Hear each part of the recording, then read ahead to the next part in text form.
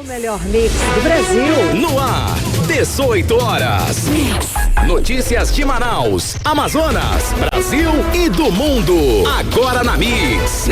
Tudo pronto para mais uma edição do 18 horas. Muito obrigada pela sua audiência. Você sintonizado em 100,7. Estamos juntos, eu e Cid Soares. Boa noite, Cid. Boa noite, Karim. Boa noite a todos. Eu espero que seja um excelente programa de hoje, porque as notícias, pelo amor de Deus, fazem tremer, né? E são importantíssimas nesse momento para a sociedade. É isso aí. Boa noite para você também que nos acompanha nas redes sociais no @18 horas news. Boa noite, gente. Mix. Vamos aos destaques do 18 horas de hoje. 25 adolescentes envolvidos em ameaças contra escolas foram apreendidos em Manaus. No colégio da Polícia Militar, 4 estudantes foram flagrados com facas, tesoura e arma de fogo falsas dentro das mochilas. Mais de 1.000 beneficiários perdem o auxílio do Bolsa Família do governo federal. E no Amazonas, o número de beneficiários do Bolsa Família é maior do que o número de trabalhadores com carteira assinada. Esses e outros assuntos, os destaques do dia para você aqui no 18 horas de hoje, quarta-feira, dia 12 de abril, e o ano é 2023. 18 horas. E depois dos ataques e de dias de medo vividos nas escolas, tivemos uma resposta efetiva do poder público. O Núcleo de Inteligência e Segurança Escolar, o NISE, da Secretaria de Estado de Educação e Desporto, identificou 25 adolescentes envolvidos em ameaças contra escolas das redes estadual e municipal de ensino aqui do estado. Isso em apenas 24 horas de monitoramento. E esse é o primeiro resultado do Comitê Interinstitucional de Proteção, Monitoramento, Guarda e Segurança Escolar, criado depois dessa onda de ataques nas escolas, e o resultado foi divulgado hoje em entrevista coletiva. Exato, e o repórter André Meirelles acompanhou a divulgação desses primeiros resultados. Muito boa noite, André. Então, como esses estudantes foram descobertos? Boa noite, Karine, Cid, todos que nos acompanham aqui, nossos ouvintes. André. Olha só, em 24 horas o Núcleo de Inteligência identificou 25 adolescentes envolvidos aí nessas ameaças contra escolas das redes estaduais e municipais aqui de ensino aqui de Manaus. Eles foram identificados, descobertos através aí dessa investigação da Polícia Civil, junto aí também com a Secretaria Executiva Adjunta de Inteligência. A gente traz a informação desses órgãos aqui porque recentemente a gente faz um comentário aqui, Karine e Cid, sobre algo que repercutiu aí em grupos do WhatsApp, né, que falava aí que tinha uma facção criminosa que estaria ameaçando os alunos, e com isso a população começou a cobrar as autoridades. A facção começa a ameaçar os que são responsáveis por esse ataque nas escolas. E o que a polícia vai fazer? Então hoje teve aí essa coletiva de imprensa e finalmente as autoridades, como a Polícia Civil, também a Secretaria de Segurança aqui do Estado, estão fazendo o trabalho agora, né, dessa identificação desses responsáveis ali. Os alunos, inclusive, são todos menores de idade, né, e são autores dessas ameaças propagadas na internet, tendo como possíveis alvos escolas tanto da Zona Norte, Leste, Centro-Sul, Oeste e Centro-Oeste, quase em toda a Manaus aqui, Karine. E os envolvidos, eles foram encaminhados à delegacia especializada em apuração de atos infracionais, para onde vai aí situações de pessoas menores de idade envolvidas em infrações e que cometem crimes, onde foi registrado ali um boletim de ocorrência e instaurado procedimentos. Os alunos que são menores de 12 anos de idade, porque tem dentre esses 25 adolescentes que foram apreendidos, aí também pré-adolescente, na verdade, né, menor de 12 anos de idade também acabou sendo apreendido por estar envolvido aí nesses crimes. Esses menores de 12 anos foram aí levados para o Conselho Tutelar. Agora, conforme a Polícia Civil, foram gerados 10 procedimentos e os envolvidos responderão pelo ato infracional de terrorismo. Agora, na investigação, foram identificados perfis falsos utilizados por esses adolescentes para realizar ameaças supostamente de ataques às escolas. Agora, todos esses adolescentes, eles serão enquadrados aí no ato infracional de terrorismo. Karine, Cid. Não é é pouca coisa não está para brincadeira, né? Agora, essa é uma reação, pelo menos, né, Cid Soares, ao que a gente sempre está cobrando aqui, desde o início dessa semana, com os ataques. O resultado aí do Comitê Interinstitucional de Proteção, Monitoramento, Guarda e Segurança Escolar e o Núcleo de Inteligência e Segurança Escolar dando uma resposta positiva e firme no momento que realmente já era necessário. A sociedade precisava. Eu conversei com um dos integrantes do comitê, o delegado Guilherme Torres. Ele é delegado-geral adjunto da Polícia Civil do Amazonas, que ressaltou a importância da participação de todos, de toda a sociedade no combate dessa violência. Vamos ouvir. Estamos fazendo várias reuniões e vamos convocar a sociedade, as escolas particulares, as escolas públicas e todos os setores que desejam participar. Nós vamos convocar por uma reunião para tratar de estratégias alinhadas com a sociedade também para ajudar na segurança. A gente sabe que a segurança pública é dever do Estado, mas ela é responsabilidade de todos. Você está ouvindo 18 horas. Muito bem, seguimos falando aqui sobre as medidas para conter a violência nas escolas. Hoje, numa revista feita no Colégio Militar da Polícia Militar 4, Áurea Pinheiro Braga, na zona leste de Manaus, foram encontrados na mochila de 4 alunos armas brancas, spray de pimenta caseiro e 2 armas de fogo falsas. Pois é, Cid, essa ação de revista das mochilas dos alunos aconteceu por causa de uma denúncia recebida pela Secretaria de Estado de Educação. Olha aí como o delegado Guilherme Torres falou, já está acontecendo, né? Foram encontradas, Cid, tesouras, 7 facas, 2 canivetes e, enfim, o André também acompanhou esse assunto, está aqui, continua com a gente e fala a respeito dessa apreensão da polícia, feito pelos alunos de uma escola da Polícia Militar. O vídeo, inclusive, viralizou nas redes sociais, não é? André, esses alunos do Colégio Militar, o que aconteceu com esses meninos? Conta pra gente.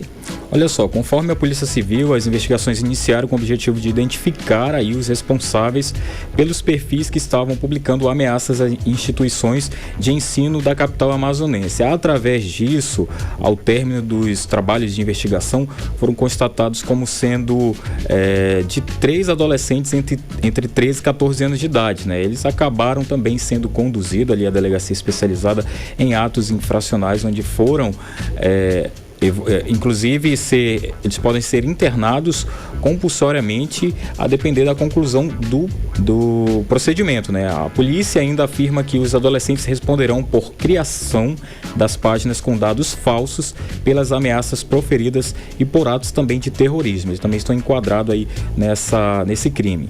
E a Polícia Civil do Amazonas e as demais forças de segurança públicas informaram que estão vigentes a todo e qualquer ato delituoso que possa ferir a integridade da sociedade escolar. A gente tem também a informação de que a polícia está intensificando as investigações em torno das mensagens que estejam divulgando ameaças de ataques às escolas, para que os autores sejam identificados e devidamente responsabilizados pelos seus atos. Olha só, a polícia, aliás, o delegado e membro do Núcleo de Inteligência, Denis Pinho, explicou que o núcleo está atuando de forma integrada e intensificada com as forças de segurança para apurar e identificar a autoria das divulgações por meio de perfis de internet. Ele ressalta ainda que a população também tem muita importância neste trabalho, né? Sendo assim, as informações enviadas por meio de denúncias colaboram para reprimir esse tipo de prática, né? Tipo, as pessoas podem fazer denúncias aí a respeito dessa situação que aconteceu hoje. A gente também tem acesso, né, a um vídeo que foi compartilhado nas redes sociais sobre também mais um crime que aconteceu aí, quase um crime que aconteceria dentro dessa escola, e de acordo com essas imagens registradas pela mãe de uma das crianças e compartilhadas nesses grupos de WhatsApp, isso aconteceu hoje, elas estavam sendo encaminhadas de forma arbitrária junto com os adolescentes à delegacia para prestar esclarecimento sobre essas armas aí encontradas nas mochilas das crianças. Nesse áudio, as crianças choram bastante enquanto a mãe pede autorização para filmar. A gente não tem um vídeo aqui, mas eu posso narrar. Diante da afirmativa, a mãe continua dizendo assim, isso são as crianças do CPM 4 sendo acusadas pelo capitão. nós pais estamos sendo levados para a polícia, para o menor infrator, para responder pelos materiais que eles estavam na bolsa. Não foram ouvidos na escola e agora está assim nessa situação. As crianças estão sendo expulsas da escola, indo para a delegacia. Isso foi a mãe que disse, né? A gente está comentando aqui o que estava ali nesse vídeo divulgado. Agora, em nota, a Secretaria de Educação aqui do Amazonas, a SEDUC, confirmou a apreensão dos adolescentes e disse que as apreensões foram feitas após as denúncias. A Secretaria informou ainda que na ocasião foram encontrados 7 facas, 2 canivetes, 2 simulacros de arma de fogo, estoque de tesoura e spray de pimenta caseiros. Seguindo o protocolo aí do Núcleo de Inteligência, os pais e responsáveis dos alunos foram acionados e foram encaminhados para a Delegacia Especializada em Atos Infracionais.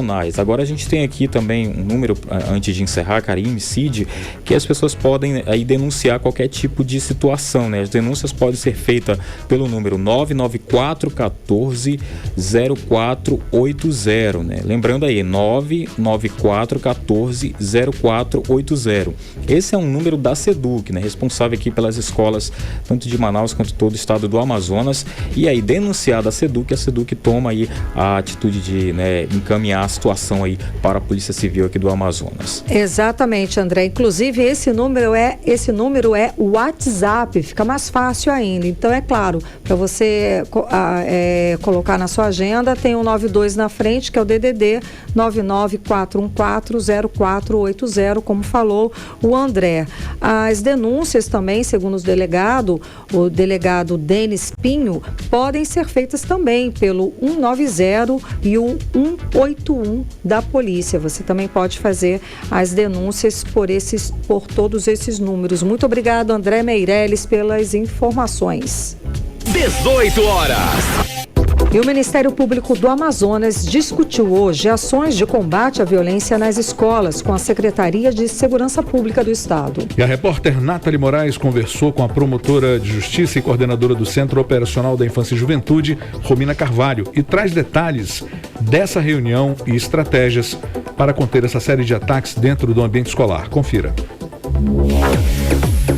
O Ministério Público do Amazonas realizou uma reunião com a Secretaria de Segurança Pública do Estado para a apresentação e discussão das medidas de enfrentamento à violência dentro do ambiente escolar.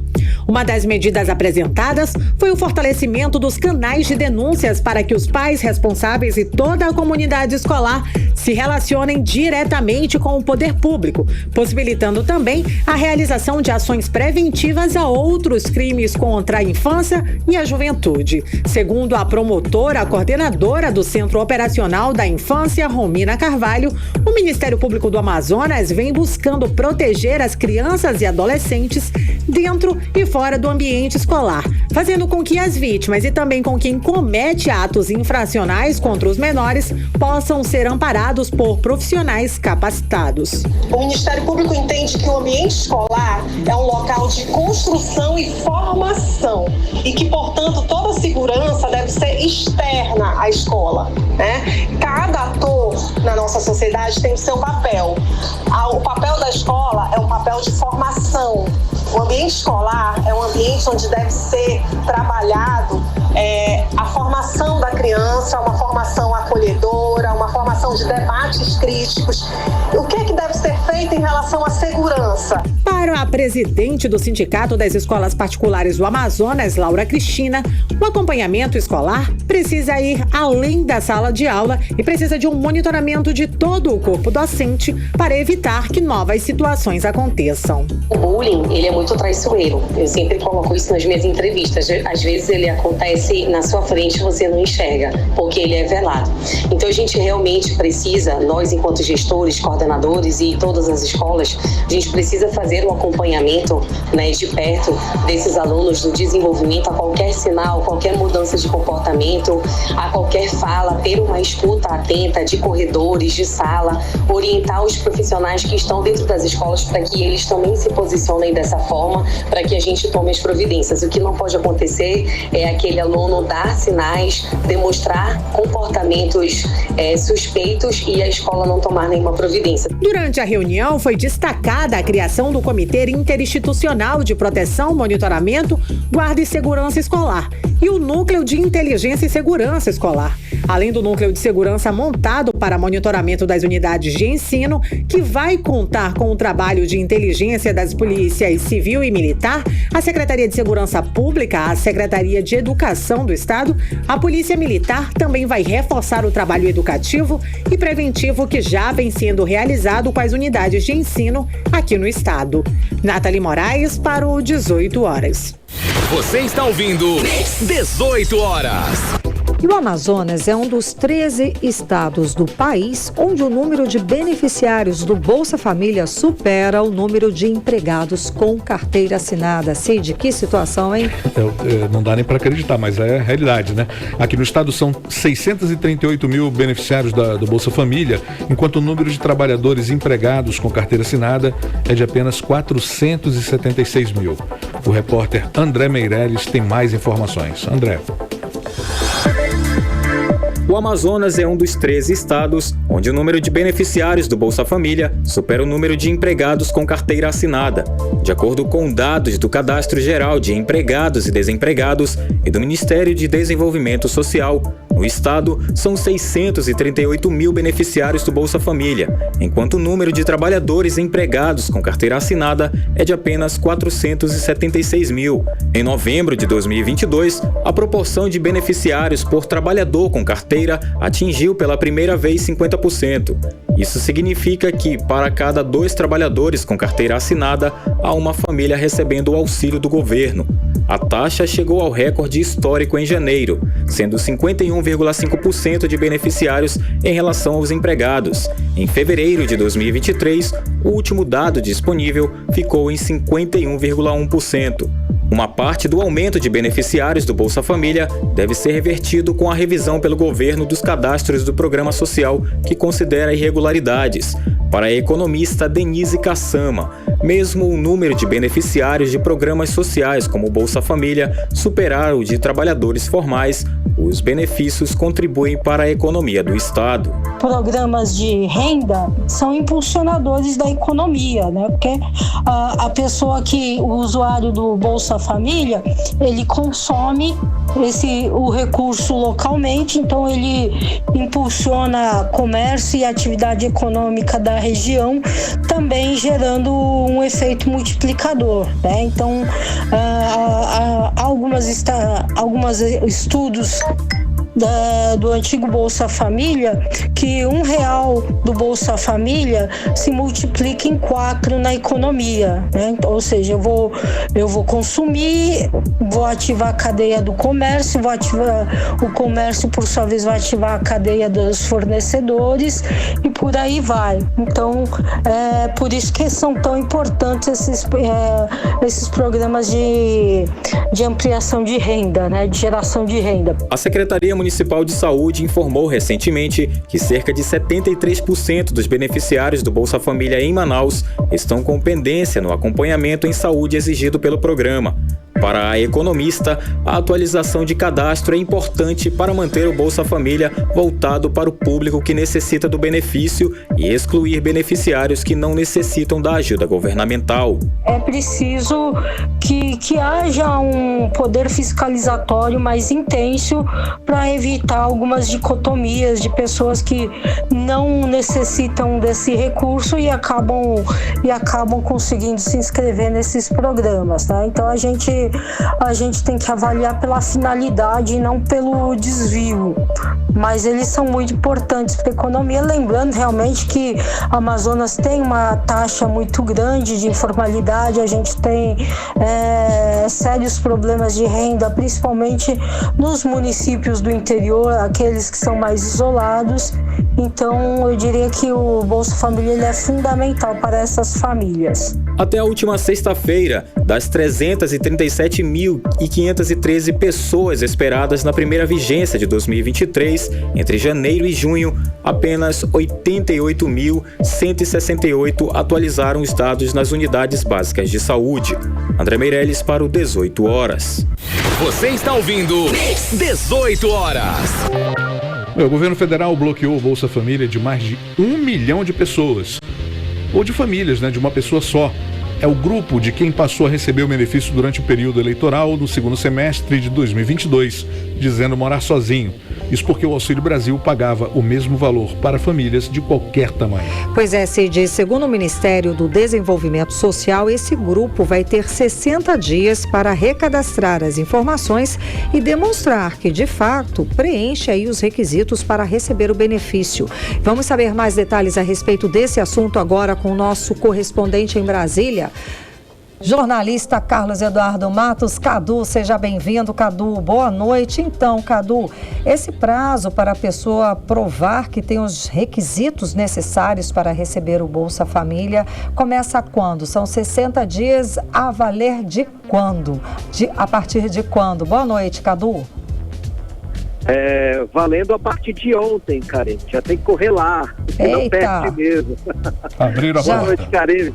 Boa noite, Karine. Boa noite, Cid. Boa noite a todos os ouvintes do programa 18 horas. Olha, Karine, quem já recebeu o SMS do governo federal no seu celular, informando o bloqueio, já tem que correr imediatamente para resolver essa situação, porque já está correndo aí os 60 dias de prazo para regularizar. Quem mora sozinho precisa fazer o que nesse momento, né? Provar que continua morando sozinho, que continua com os requisitos necessários para receber o Bolsa Família. Tem que ir lá correr no posto de atendimento onde fez o cadastro único, né? Levando aí o RG, CPF, comprovante de residência, entre outros documentos. E nesse local de atendimento, o CRAS, né, ele vai assinar um termo afirmando que ele mora sozinho. É como se fosse um termo de compromisso. Então, a partir da entrega desses documentos, desse recadastro, né, aí se tudo der certo, aí sim o governo vai voltar a depositar o pagamento do Bolsa Família. Inclusive vai pagar o retroativo, viu? Se o cidadão, o beneficiário, ele fizer isso faltando 10 dias aí para o fim do prazo e tudo der certo, não se preocupe, porque o governo ele vai pagar o mês anterior e os dias que ficaram faltando. E a parte boa é essa, que você não perde nesse sentido, está dando tempo e segurança para fazer esse recadastro. Agora, quem morou, quem tá morando com a família, quem estava morando sozinho, mudou de situação, e aí está morando com a família agora, ele precisa solicitar o cancelamento do benefício, né, do Bolsa Família, porque aí mas para isso não precisa ir no CRAS. Basta acessar o site do governo, ir lá e fazer o cancelamento do cadastro. Porém, se essa pessoa que já mora com a família, tem uma família agora, é pai ou mãe de família, e que está dentro dos requisitos para receber o Bolsa Família, aí sim tem que ir lá no CRAS de novo para remontar o seu cadastro, porque você já faz parte de uma nova categoria de beneficiários do Bolsa Família. Agora, Karine, a gente sabe, né, já falamos desse assunto aqui no 18 horas, né, que as famílias unipessoais eram o grande alvo, né, ainda são o grande alvo do atual governo, né, porque segundo o governo, foi nesse grupo aí que o governo anterior fez muitos cadastros do Bolsa Família na época auxílio emergencial, né, de forma indevida, sobretudo aí a partir do segundo semestre, quando estourou aí, quando na época forte das eleições que levaram primeiro, segundo turno, enfim. Então o governo, para fazer esse filtro, esse pente fino, está fazendo o que eles chamam de busca ativa, que é um levantamento nacional de quem realmente precisa do Bolsa Família. Esse pente fino está sendo feito não pelo governo, com a ajuda da Receita Federal, com a ajuda do Dataprev, de todos os bancos de dados do governo federal. Ou seja, Karine, vai ter mais cortes, não vai ser só as famílias unipessoais, não vai ser só o pessoal que mora sozinho, não. Vai ter muita gente, muitas famílias perdendo benefício. Então fica a dica. Olha, você que vai tomar esse susto aí, que você que é beneficiário do Bolsa Família, prepara os documentos, né? Coloca tudo ali em cima, direitinho, guardadinho no mesmo lugar, porque você pode tomar o susto, porque o governo não vai parar por aí. O governo vai continuar fazendo o pente fino, e se você, para evitar o susto, vai receber o SMS, já corre lá no CRAS, pega esses documentos e faz um recadastro, para comprovar que você ainda precisa precisa do benefício para continuar vivendo. Karine, Cid. Bom, Cadu, a bancada aqui do Amazonas foi até o Ministério do Meio Ambiente discutir a situação dos pecuaristas no sul do estado. Essa situação, essa discussão já rendeu algum resultado? Por enquanto não, viu? Eu estou aqui nesse momento, estou aqui em frente ao Ministério do Meio Ambiente, onde acabou de acontecer essa reunião. Parte da bancada do Amazonas participou dessa reunião aí com os técnicos do Ministério do Meio Ambiente e do IBAMA. Teve a participação, inclusive, do ministro interino, o João Paulo Capobiango, e do próprio presidente do IBAMA, o Rodrigo Agostinho. Participaram desse encontro, que teve a participação não só da bancada do Amazonas, de parte dela, né, e também de deputados dos estados do Acre e de Rondônia, porque o assunto é o mesmo praticamente. A situação no caso do Amazonas, a situação é do embargo de mais de 500 mil cabeças de gado que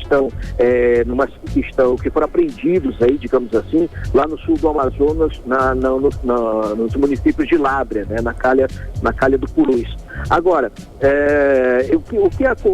essa reunião começou por volta das 3 da tarde, e terminou agora há pouco sem chegar a um acordo, a um consenso, uma definição do que fazer, porque são muitos interesses envolvidos. A bancada de Rondônia e do Acre está preocupada com as serrarias, com as madeireiras, né? Lá no sul do Amazonas, naquela área ali de fronteira entre os 3 estados. Agora, no caso do Amazonas, estão preocupados com os pecuaristas, né? Principalmente os pequenos pecuaristas, porque eles são os mais prejudicados. Às vezes, há casos que eles não são donos do gado que foi apreendido. Eles são donos da terra, agora estão impedidos de produzir. É uma situação bastante complicada. E o que foi conversado hoje? A tentativa, a solução aventada aí foi a criação de um grupo de trabalho para discutir todos os pontos de interesse nessa questão, né? O interesse do governo de preservação ambiental e do estado do Amazonas, que é da manutenção dos pecuaristas, e também do estado de Rondônia, de Acre, que é a manutenção das madeireiras. Todas essas questões vão ser discutidas nesse grupo de trabalho. E a gente conversou ainda agora com o senador Omar Aziz, que é o coordenador da bancada do Amazonas, e ele falou que é uma situação antiga essa, né, do sul do Amazonas, que vai estourar agora nesse governo, que tem um interesse em estar cada vez mais concentrado no sentido de preservar a floresta, e acabou se deparando com essa situação que, na visão dele, é antiga e que só se resolve com a regularização fundiária. Então vamos ouvir o que disse o senador Omar Aziz. O que acontece é que houve assentamentos na Amazônia, feita pelo INCRA na década de 70, na década de 80, de 90, e esses assentamentos lá, como não tinha nenhuma assistência, o que aconteceu? Eles repassaram essas terras para terceiros. E esses terceiros, independente de qualquer questão, houve o desmatamento. Então, porque você não chega numa terra dessa, você corta uma árvore, destoca sem ter estrutura e financeiramente está abastecido. Então tem gente que financia isso. E não é o pequeno produtor. O pequeno produtor que tem 100 cabeças de gado, 150 cabeças de gado, esse é um sobrevivente. Mas o grande produtor incentiva, ele está regularizado, mas alguns grandes produtores não estão regularizados, incentiva esses pequenos produtores a criar pasto e colocar seu gado lá e pagam para eles esse recurso. Então, são várias questões e não dá para criminalizar todos. 18 horas. A gente acompanhou a fala do senador Omar Aziz, coordenador da bancada do Amazonas no Congresso Nacional, e ele fala sobre essa situação aí dos pecuaristas no sul do estado. Polêmica, né, Cadu? Essa polêmica que estourou agora em Brasília, né, Karine? Chegou aqui em Brasília. O governador do Amazonas ontem falou sobre esse assunto, né? Ele conversou, inclusive, com representantes do IBAMA, do Ministério do Meio Ambiente, sobre essa situação, e agora a bancada do Amazonas está posicionando sobre esse caso. Em meio a esse grupo de trabalho, a gente sabe que o grupo de trabalho nem sempre rola muito trabalho, né, Karine? Então, é possível que pouco resultado surja nessa discussão. Agora, eles falaram que os trabalhos devem começar a partir da semana que vem, mas não há um prazo de conclusão. Ou seja, vai ter muita coisa a ser discutida, porque, como eu disse, são muitos interesses em jogo. Mas o governo está preocupado com a relação, com a questão da preservação ambiental, porque há interesses internacionais nessa situação. Karine Cid. Principalmente os interesses internacionais, né, Cadu? Cadu, agora os parlamentares que integram o grupo de trabalho da reforma tributária desembarcam em Manaus. Como é que está a expectativa aí em Brasília sobre essa viagem? Karine, a expectativa é a melhor possível, viu? Hoje teve reunião do grupo de trabalho, com o coordenador geral do grupo de trabalho, também com o relator, todos falando aí sobre a Zona Franca. O ambiente é favorável, viu, para a Zona Franca. Essa é a semana da Zona Franca de Manaus, então tudo vai culminar aí na capital amazonense. Os parlamentares desse grupo de trabalho, junto com os 3 parlamentares da bancada do Amazonas, né, vão desembarcar em Manaus e tem uma agenda extensa, né, começando cedo, visitando a fábrica da Moto Honda da Amazônia, depois seguindo com uma reunião aberta ao público na Assembleia Legislativa do Amazonas e depois seguindo com uma reunião com prefeitos e governadores da região norte. Tudo isso para discutir não só a Zona Franca, mas também a questão tributária envolvendo os estados não só, e do Amazonas e também da região norte como um todo. Eu conversei, Karine, com o coordenador do grupo de trabalho, o deputado Reginaldo Lopes, e ele é uma espécie de interlocutor, um abre-alas, um lobista da reforma tributária, porque ele está muito otimista que a reforma vai sair. Só ele, pelo menos. Pelo menos só ele, mas ele é muito otimista. Mas eu conversei com ele sobre a questão da Zona Franca de Manaus, qual a expectativa dessa visita, se as coisas, as desconfianças em torno dessa discussão envolvendo Zona Franca de Manaus e reforma tributária vão afinal arrefecer, né? Então vamos ouvir o que disse o deputado Reginaldo Lopes. Olha, nós estamos estudando alternativas no novo sistema tributário para garantir o funcionamento pleno e potencializar ainda mais a Zona Franca de Manaus. Então isso está sendo construído pelo governo. É bom lembrar que a Zona Franca de Manaus tem um direito até 2073 e que a nossa reforma ela não há rompimento desses direitos. Então a ideia é a gente poder construir uma proposta que venha potencializar o desenvolvimento da região norte, da região amazônica, e o governo está preparando esta proposta. 18 horas. A gente acompanhou a fala do deputado federal Reginaldo Lopes, coordenador do grupo de trabalho da reforma tributária na Câmara dos Deputados. É isso aí, né, Cadu? Tá otimista? Exatamente. Está otimista. Agora, Karine, só um detalhe antes da gente encerrar. Na conversa que eu tive com o deputado Reginaldo Lopes, ele falou uma coisa muito importante, que é a criação do Fundo de Desenvolvimento Regional.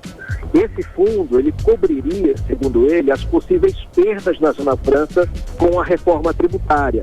E então, segundo ele, esse fundo vai ser usado para fomentar outros potenciais econômicos do Amazonas, como, por exemplo, turismo e biotecnologia. Só que essa alternativa, esse fundo de desenvolvimento regional, está sendo estudado, até porque, segundo o deputado, vai ser criado um fundo específico para o estado do Amazonas. Então é importante frisar esse ponto dessa conversa que eu tive, a criação de um fundo para compensar as perdas da Zona Franca de Manaus.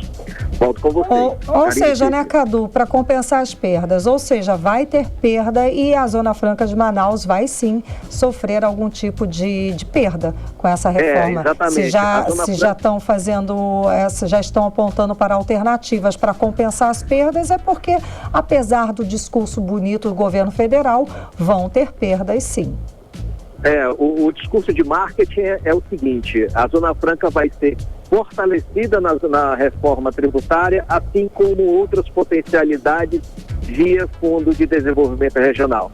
Esse é o marketing, viu? Agora resta saber se a gente vai acreditar ou não, né? Boa. Volto com vocês, Karine Cid. Obrigada pelas informações, Cadu. Boa noite, bom trabalho. Tchau, tchau. Valeu, gente. Até amanhã. Tchau, tchau. 18 horas. E daqui a pouco, aqui no 18 horas, a expectativa do comércio para o Dia das Mães. 92% dos manauaras pretendem comprar presente esse ano. É o nosso assunto em instantes. 6 horas e 35 minutos. Vamos agora conferir a previsão do tempo para amanhã com Karime Leão. Previsão do tempo. Segundo informações do Climatempo, a previsão para amanhã é de sol e aumento de nuvens durante a manhã, pancadas de chuva à tarde e à noite. As chances de chuva são de 90%, a mínima prevista de 24 graus, a máxima pode chegar a 32 graus. E a umidade relativa do ar fica entre 60% e 98%. 18 horas. O nível do Rio Negro continua subindo. De ontem para cá foram mais 3 centímetros, elevando a cota do rio no porto aqui de Manaus, né, para 26 metros e 33 centímetros acima do nível do mar. 18 horas. E estamos a menos de um mês para a segunda melhor data de vendas para o comércio e varejo. Estamos falando, é claro, do Dia das Mães. Segundo a pesquisa de intenção de compra do consumidor, 92% dos consumidores manauaras pretendem sim comprar presentes para as mamães este ano. E vamos lá, olha, perfumes, roupas e calçados estão no topo da lista de presentes para as mamães amazonenses. A repórter Nathalie Moraes conversou com o presidente da FEComércio no Amazonas, Anderson Frota, e traz para a gente os detalhes da pesquisa. Vamos conferir. Considerada a segunda melhor data comemorativa pelo comércio, o Dia das Mães deste ano promete movimentar as vendas no comércio manauara. Segundo a pesquisa de intenção de compras do consumidor para o Dia das Mães 2023, realizada pelo Instituto FEComércio de Pesquisas Empresariais do Amazonas, 92% dos consumidores pretendem comprar presentes neste ano. A maioria dos consumidores pretendem gastar entre R$50 e R$200, com roupas, calçados, perfumes e almoço ou jantar em restaurante junto às mamães. Segundo o presidente da FEComércio no Amazonas, Anderson Frota, os empresários estão otimistas e esperam um crescimento nas vendas no Dia das Mães neste ano. O Dia das Mães é a segunda data mais importante deste calendário. Então, a FEComércio realiza uma pesquisa junto ao consumidor para identificar o que ele precisa, o que ele busca, qual é a expectativa, qual é o tipo de presente que ele quer dar, quanto ele pretende gastar, qual é o tipo de forma de pagamento que ele prefere, aonde é que ele pretende fazer as suas compras. Então, esses dados coletados são levados aos empresários, para que os empresários possam exatamente se identificar melhor, fazer as compras com mais consciência, ter um resultado mais positivo e, acima de tudo, desenvolver a economia, gerar emprego, renda e atender a população com muita responsabilidade. Foram entrevistadas 442 pessoas em todas as zonas aqui da capital. Também foram entrevistadas as mamães amazonenses que apontaram quais presentes gostariam de receber no Dia das Mães. A preferência delas na lista de desejos é liderada por perfumes com 21%, seguido de roupas e calçados e acessórios com 17%, cosméticos 16%, almoço e jantar 12%, passeios e viagens 7%, celulares e smartphones 5%, tratamento de beleza, procedimentos estéticos 5% e eletrodomésticos 5%. Os shopping centers lideram a preferência dos consumidores na hora de realizar as compras para o Dia das Mães. Já na modalidade de compras online, a rede social Instagram lidera a opção de compras. Nathalie Moraes para o 18 horas. Você está ouvindo 18 horas. Muito bem, a CPI da Águas de Manaus propõe baixar a taxa de esgoto aí para o consumidor. Mix. E esse é o nosso assunto em instantes, né, Cid? Bom, a Amazonas Energia anunciou hoje que vai recorrer ao Supremo Tribunal Federal para derrubar a lei que proíbe a instalação dos novos medidores de energia. Mas a empresa informou que enquanto não tiver uma resposta do Supremo, vai respeitar a lei municipal. Vamos saber agora mais detalhes na reportagem de André Meireles. Vai, André. A concessionária Amazonas Energia confirmou nesta quarta-feira que está obedecendo à lei municipal, que proíbe as instalações dos medidores aéreos em Manaus. Mas conforme o diretor da concessionária, Adir Gomes, a empresa vai acionar o STF para combater a lei que impede a instalação dos medidores. Em relação à lei municipal, nós vamos atuar junto ao STF com a Associação Brasileira da Distribuidora para combater essa lei. Por quê? Porque com a instalação dos medidores do SMC, certamente todo todos os clientes terão um grande benefício. Não só uma leitura remota, o cliente vai ter a possibilidade de ter no seu celular, na palma da sua mão, o controle do seu consumo de energia diariamente, ou a cada 15 minutos, como ele assim desejar. Isso é muito importante. E eu sempre venho falando que o SMC não é só o medidor, a gente faz uma revitalização de toda a rede daquela região, melhorando na qualidade de energia, melhorando na frequência, nível de tensão, enfim, tem todo o benefício que a população precisa entender. E a gente tem que trabalhar para todos, porque quando você instala o equipamento e você reduz a perda, o furto de energia, você vai sim ter no futuro próximo ganho em tarifa. A nova lei municipal surgiu na Câmara de Vereadores em março deste ano. O texto prevê a proibição da instalação dos medidores aéreos, alegando poluição visual. O prefeito Davi Almeida sancionou o projeto de lei e agora a lei é municipal. André Meirelles para o 18 horas. Você está ouvindo 18 horas. E um grupo de pessoas bloqueou na manhã de hoje um trecho da BR-174 que liga Manaus a Boa Vista em protesto contra a reintegração de posse da área onde hoje é a comunidade São João, início da zona rural de Manaus. Esse protesto começou aí por volta das 8 da manhã em um trecho do quilômetro 4, logo depois da barreira, como é conhecido o posto da Polícia Rodoviária Federal, no início da BR-174. E os manifestantes, alguns deles indígenas, bloquearam a rodovia federal nos dois sentidos, em dois trechos. E durante o protesto, o grupo gritou palavras de ordem como "queremos moradia", e representantes da Fundação Nacional do Índio e da Defensoria Pública do Amazonas foram acionados para o local. A rodovia só foi liberada às 11 da manhã, após negociação da Polícia Rodoviária com as lideranças dos manifestantes.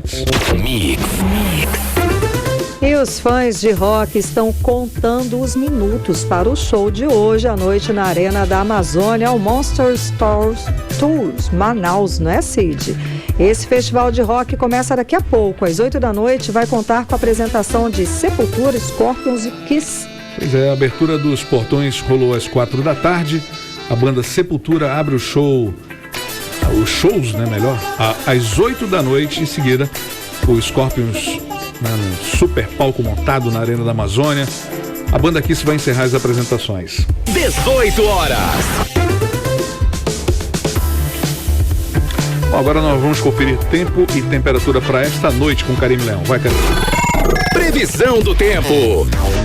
Bom, a previsão do tempo para esta noite é de pancadas de chuva durante a noite e a madrugada, segundo informações do Climatempo. A mínima prevista é de 24 graus, a máxima não deve passar dos 31 graus. As chances de chuva são de 67% e a umidade relativa do ar fica entre 61% e 97%. Chegou a hora da gente conferir os bastidores da política local com ela, Cíntia Blink. Cíntia, muito boa noite. Então, a CPI da Águas de Manaus conseguiu aí a primeira vitória, né? Não? Conta pra gente do que se trata.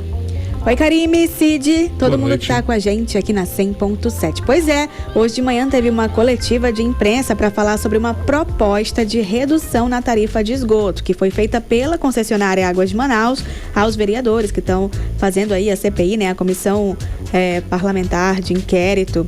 E a proposta da concessionária é diminuir a taxa de esgoto, que hoje equivale a 100% à tarifa de água. Com a redução, passaria a valer 80% da tarifa de água, ou seja, uma redução aí de 20%. Essa redução seria válida somente para os consumidores atuais e uma validade de 4 anos, quando a tarifa de esgoto depois voltaria a ficar ali equiparada à tarifa de água. E para a comissão, a CPI, o diretor-presidente da AGEMAN, que é a Agência Reguladora dos Serviços Públicos Delegados de Manaus, o Elson Andrade, ele disse que não teve qualquer negociação pela redução da tarifa de esgoto durante toda a gestão Davi Almeida. Karime, Cid. Blink, a presidente do PT, Gleice Hoffmann, está em Manaus, né? Chegou aqui nessa sexta-feira. Qual é a programação dela? Ela está chegando, que sexta-feira está chegando também, Cid. Você está adiantado. Foi mal. Então, ela é presidente nacional do PT, né? Tá chegando aí sexta-feira, em teoria PT, a gente sabe, né? Presidente Lula é do partido.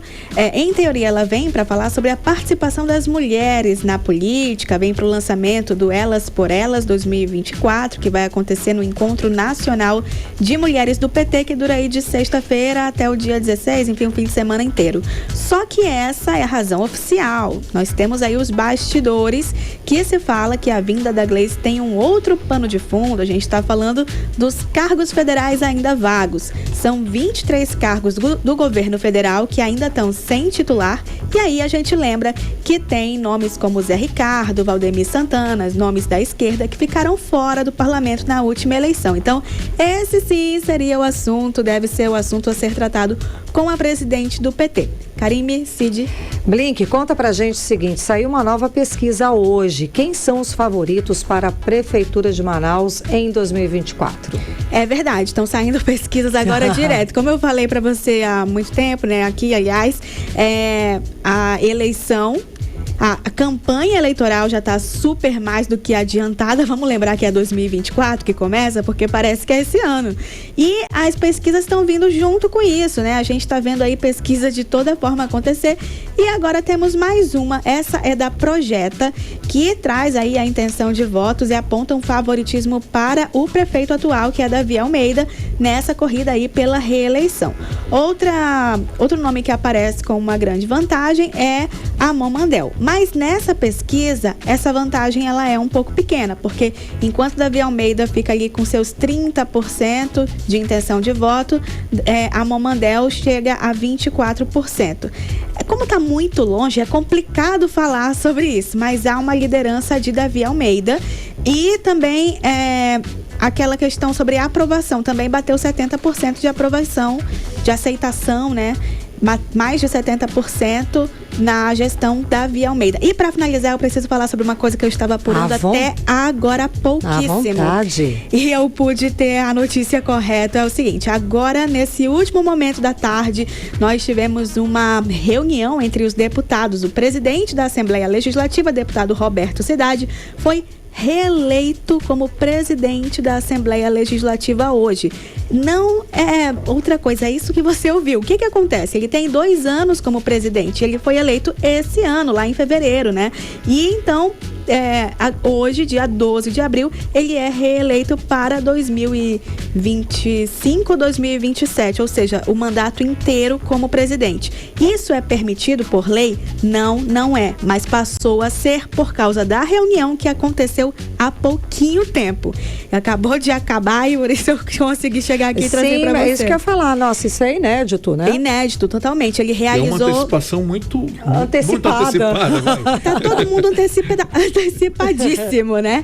E aí o que acontece? Essa reunião foi para mudar a lei, justamente, para trazer aí essa eleição para agora, e nós já temos uma nova mesa diretora completa para o biênio 2025 a 2027. Como eu adiantei, Roberto Cidade vem presidente, é colocado novamente como presidente. A gente lembra que é a 3ª vez que ele é presidente, porque no último mandato ele também estava presidente. Depois vem vice-presidente Adjunto Afonso, primeiro vice, segundo vice, deputado Abdala Frache, terceiro vice, deputada Joana Dark, secretária, deputada Alessandra Campelo, secretário, deputado delegado Péricles, segundo secretário, deputado Cabo Maciel, terceiro secretário, deputado João Luiz, corregedor, deputado Sinésio Campos, e na ouvidoria geral fica Felipe Souza. A gente vê aí nomes que até já pertencem à mesa diretora atualmente, como o próprio presidente, deputado Roberto Cidade. O que fica no ar é por que tão adiantado? Que pressa é essa? Qual é a razão dessa pressa? O que se fala nos bastidores é que o governador Wilson Lima teve muito a ver com essa aprovação, aclamação em massa, viu? Todos os deputados ali participaram e aprovaram o nome de Roberto Cidade e toda essa mesa diretora. E amanhã certamente vou falar um pouco mais sobre isso, porque, como eu disse, aconteceu nesse momento, então estou trazendo ao mesmo tempo que apuro. Tá ótimo, então, é isso aí. Muitíssimo obrigada, Cíntia Blink, pelas informações. Boa noite, até amanhã. Obrigada, até amanhã. Mix. Economia. E vamos aos indicadores econômicos de hoje. O dólar fechou em forte queda de 1,31% e fechou cotado a menos dos R$ 5,00, aos R$ 4,94. O euro fechou o dia em baixa também de 0,64%, comercializado aos R$ 5,43. O Bitcoin encerrou o dia desvalorizado em 2,01%, comercializado a R$ 142.582. R$ 148.582. Obrigada, Cid. Oi, o Ibovespa fechou o dia em alta 0,64% aos 106.889 pontos. Escuta esse levantamento divulgado hoje, olha, 66 milhões de brasileiros estão com dívidas em atraso. O levantamento é da Confederação Nacional dos Lojistas. Entre as principais razões dessa inadimplência no país estão a redução da renda familiar, gastos com problemas de saúde e falta de controle financeiro. Pois é, Cid, o problema é que esse alto nível de inadimplência compromete parte significativa do orçamento das famílias. Ainda de acordo com a pesquisa, 1 em cada 4 entrevistados afirma que as dívidas podem representar metade da renda mensal. 86% responderam que, caso pagassem tudo o que devem, não teriam dinheiro para pagar gastos básicos, como água, luz, telefone e até comida. Ainda segundo o levantamento, a pessoa enfrenta problemas na própria questão da negociação. Isso porque, no fim das contas, 70% das pessoas acabam não cumprindo o acordo que foi feito, ou seja, não conseguem pagar. E os custos da construção civil do Amazonas já acumulam alta de 2,83% este ano. Os dados são do Sistema Nacional de Pesquisa de Custos, divulgados pelo Instituto Brasileiro de Geografia e Estatística. E se você pretende construir, a tendência é de aumento nos preços para os próximos meses. A repórter Nathalie Moraes conversou com o Djalma Castelo Branco, ou melhor, a Djalma Coelho, perdão, representante do IBGE no Amazonas, e traz os detalhes. Confira. Com as altas consecutivas, os custos da construção civil aqui no Amazonas já registram um avanço de 2,83% em 2023. No mês de março, o aumento foi de 0,27% em relação ao mês anterior. Nos últimos 12 meses, os custos da construção civil aqui no estado alcançaram uma alta de 14,47%. Os dados são do Sistema Nacional da Pesquisa de Custos do Setor, divulgada pelo Instituto Brasileiro de Geografia e Estatística. Em março, o preço da mão de obra apresentou uma estabilidade aqui no Amazonas quando comparado ao mês de fevereiro, ficando em R$ 623,37. Já os custos dos materiais de construção subiram de R$ 1.098 para R$ 1.102 no mês de março. O levantamento também demonstra um aumento no custo do metro quadrado, como explica o supervisor de divulgação do IBGE no Amazonas, Djalma Nogueira. Em março, para se construir uma casa popular, padrão normal de 2 quartos, com 40 metros quadrados, o custo seria de R$ 2.006 por metro. Esse dado ajuda no planejamento do custo de uma obra. A média móvel trimestral ainda está em alta, indicando que o índice ainda pode continuar em elevação nos próximos meses. Aqui no estado, o custo médio por metro quadrado da construção civil aumentou de R$ 1.721 no mês de fevereiro para R$ 1.726 no mês de março. O custo médio por metro quadrado dos materiais de construção no Brasil aumentou de R$ 1.001 em fevereiro para R$ 1.002 no mês de março.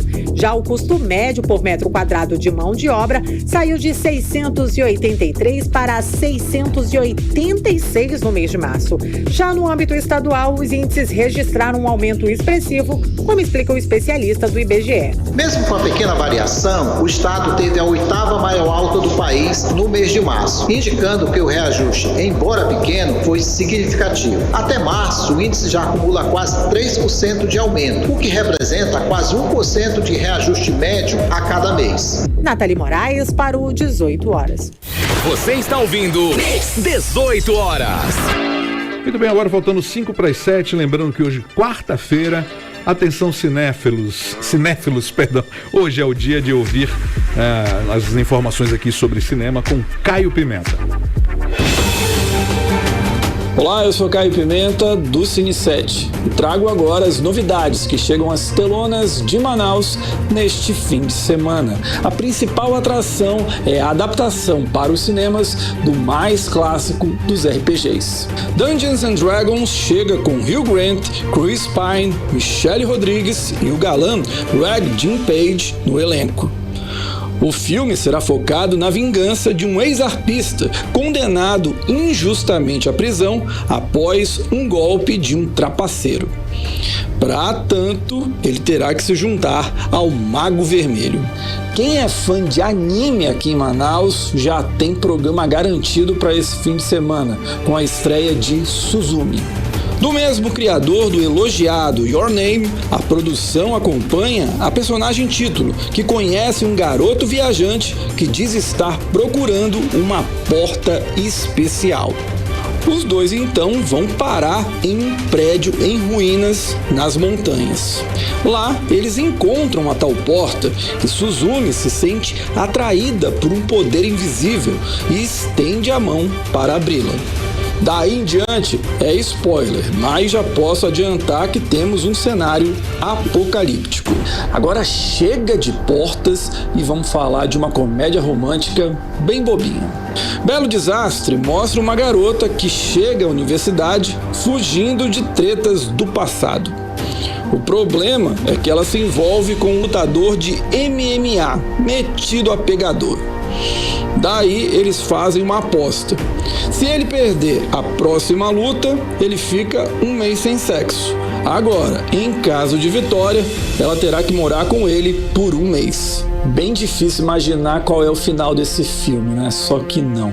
Agora, vamos lá no Casarão de Ideias, no centro de Manaus, num cinema de rua que traz uma estreia de uma velha conhecida do público. Protagonista de Azul é a Cor Mais Quente, a Adélia Exarchopoulos estrela Os Cinco Diabos.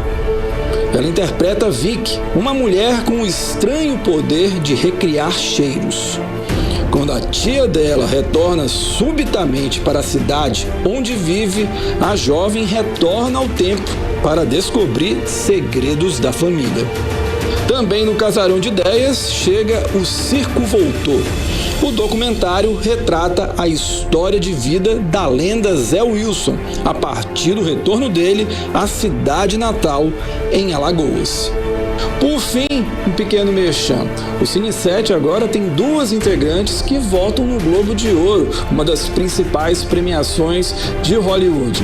São a amazonense Camila Henriques e a paraense Lorena Montenegro. Cá entre nós, um feito e tanto para um site independente daqui de Manaus. A gente se encontra na próxima quarta-feira com mais estreias nas salas da cidade. Até lá, tchau.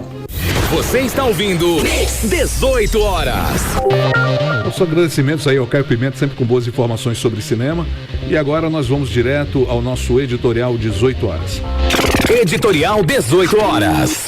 O governo federal divulgou hoje um dado alarmante. No Brasil, 13 das 27 unidades da federação têm mais beneficiários do programa Bolsa Família que trabalhadores empregados com carteira assinada. E o Amazonas é um desses estados. Temos 638 mil beneficiários do programa Bolsa Família e apenas 476 mil trabalhadores formais, aqueles com carteira assinada. Nesse número não estão os servidores públicos. Bom, mas o cenário deve ser motivo de muita preocupação para todos. Esses dados mostram que o Brasil está perdendo a capacidade de gerar empregos por causa do baixo crescimento econômico registrado nas últimas décadas. Temos mais de 8 milhões de brasileiros desempregados e outros 4 milhões em situação de desalento, que são pessoas que gostariam de trabalhar, mas desistiram de procurar emprego por acreditar que não conseguiriam, ou seja, perderam a esperança diante do quadro de crise profunda. O Bolsa Família é um programa social que garante transferência de renda a famílias em situação de pobreza e extrema pobreza. Nem o país e nem os brasileiros devem se acomodar com essa situação. O certo é trabalhar, investir no crescimento econômico, em obras de infraestrutura, em novas matrizes econômicas e na redução da taxa de juros. A criação de empregos é fundamental essencial para reduzir a dependência das famílias em relação aos programas sociais e para promover a inclusão social e econômica. Só assim vamos reduzir as desigualdades sociais e construir um país mais justo. 18 horas. 7 em pontos. Termina aqui o 18 horas de hoje. Obrigada pela sua companhia, Cid Soares. Boa noite. Obrigado a todos e a gente está de volta amanhã, sempre a partir das 18 horas. Exatamente. Até lá, um beijo. Até amanhã. Você ouviu 18 horas. As notícias do Brasil e do mundo. De volta amanhã.